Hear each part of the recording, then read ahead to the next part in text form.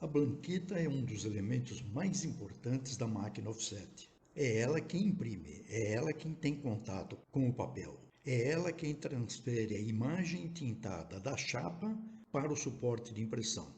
Por isso merece toda atenção. Qualquer deficiência, qualquer irregularidade vai representar um dano à qualidade do impresso.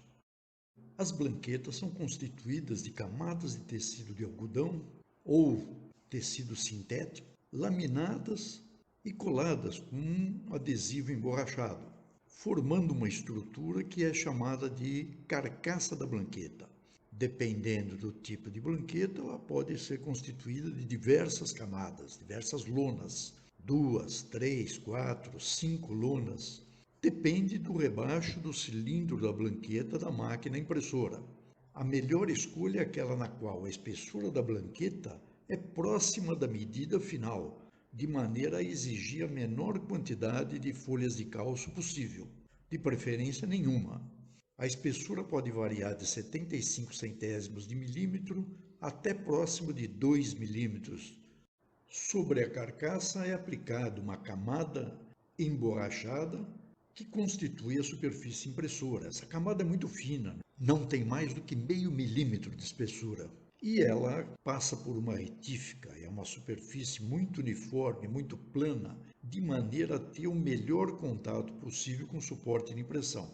Existem blanquetas compressíveis, nas quais, entre a camada e a carcaça, existe uma camada intermediária constituída de bolhas de gás e, por isso, resiste melhor ao impacto. Uma folha dupla, por exemplo, sem danificar a superfície. Portanto, conforme as características do cilindro da blanqueta da máquina impressora, pode-se fazer escolha de blanqueta de 2, 3, 4 ou 5 lonas. As propriedades mais importantes que uma blanqueta deve ter podem ser resumidas da seguinte maneira: elas precisam ser resistentes, tanto mecanicamente quanto quimicamente, porque vão estar sujeitas à ação de solventes, de álcool da solução de molhagem, e devem resistir ao tensionamento ao montar a blanqueta no cilindro sem sofrer muito. Algum estiramento é necessário e é importante para que a blanqueta se acomode firmemente no cilindro e não se mova durante a operação. Isso poderia provocar uma série de problemas como slur, ponto corrido, estrias horizontais, por exemplo. A espessura da blanqueta deve ser uniforme em todos os pontos da superfície da blanqueta. Não deve ter variações superiores a 3 centésimos de milímetro, para mais ou para menos. A superfície deve ser livre de imperfeições, calombros, depressões. Não deve ser abrasiva. Deve resistir ao atrito com o papel e com a chapa. Deve ser resistente ao veículo das tintas, principalmente tintas ultravioleta, que são mais agressivas, e aos produtos utilizados na limpeza, solventes, gasolina, querosene, alguns utilizam Varsol, nafta, que é um solvente recomendado para a limpeza das blanquetas, sem sofrer muito, sem sofrer inchamento apreciável. Ela deve ser receptiva à tinta, deve receber com facilidade a tinta da chapa e, ao mesmo tempo, deve ser uma doadora de tinta para o suporte de impressão e deve liberar o suporte de impressão com facilidade.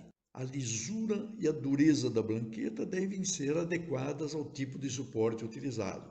Blanquetas com a superfície excessivamente lisa promovem a adesão do papel e uma certa dificuldade para desprender o papel da blanqueta, podendo causar problemas de encanoamento, desprendimento de partículas e outros. A dureza da blanqueta deve ser escolhida de acordo com a superfície do material que vai ser impresso.